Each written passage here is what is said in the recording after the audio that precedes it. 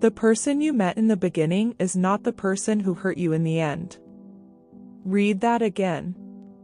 Because that single realization explains why letting go feels so impossible. You're not grieving one person. You're grieving two. The fantasy they sold you. And the reality they eventually revealed.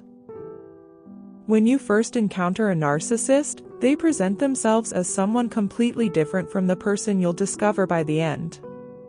Anyone who has lived through the full cycle knows exactly what this means. In the beginning, they seem almost perfect. They understand you. They listen. They mirror your dreams, your values, your wounds, and your hopes. You feel seen. Maybe for the first time in a very long time. The connection feels rare. Special. Almost destined. And because it feels so real, you begin investing more and more of yourself into the relationship. Your trust. Your loyalty. Your future. Your heart. What you don't realize is that you're becoming attached to a version of them that was carefully constructed. Not necessarily who they are, but who they needed you to believe they were.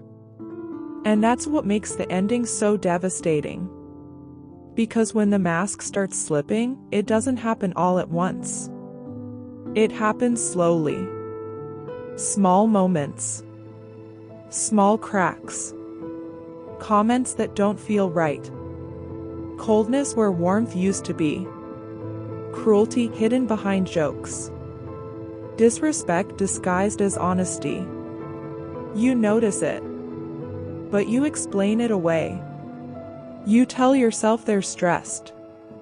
Tired. Going through something. You keep giving them the benefit of the doubt. Because you're still holding on to the person you met in the beginning. The person who made you feel safe. The person who made promises. The person you thought was real. If you're currently trapped in this pattern, you need to hear this. The final version of them, the one that emerges when everything falls apart, that's their authentic self. Not the charming introduction. Not the love bombing. Not the future they painted for you. The version that appears when they stop pretending. The version that shows up when they no longer fear losing you. That's the person you need to pay attention to. Because masks require energy. Performance requires effort. Eventually, maintaining the illusion becomes exhausting. And that's when the truth begins leaking through. This is where many people get trapped. They keep comparing the cruel version to the loving version. They keep waiting for the good person to come back. But what if they were never coming back? What if the person you're waiting for never actually existed? That question hurts. But it also sets you free. Sometimes we have to walk through the entire experience before we can see reality clearly. That's one of the most painful lessons narcissistic relationships teach us. The painful truth is that the mask eventually slips completely away. And when it does, the shock can be overwhelming. Not because you finally see who they are, but because you finally realize how long you've been fighting reality. You weren't trying to save the relationship. You were trying to save the fantasy. You were trying to get back to the beginning. Back to the person who understood you. Back to the person who cared. Back to the person who promised forever. But the beginning was the bait. The ending was the revelation. And that's why so many survivors feel confused after they leave. Part of them still searches for answers. Part of them still wonders if things could have been different. Part of them still hopes.